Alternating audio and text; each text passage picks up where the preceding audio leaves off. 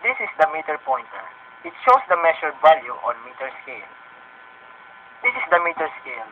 It indicates the reading by its meter pointer. This is the range selector switch. It is used to choose the desired and appropriate range to be used. Either resistance measurement, alternating current voltage measurement, direct current voltage measurement, current measurement, or audio output measurement. This is the zero corrector screw. It is used to set the meter pointer exactly at the zero position of the voltage scale or infinite position of the resistance scale. It is used when the multitester is at rest. This is the 0 ohm corrector knob. It is used to set the meter pointer at the 0 ohm position of the resistance scale. This is the output terminal. It is used to measure the audio output of an audio amplifier.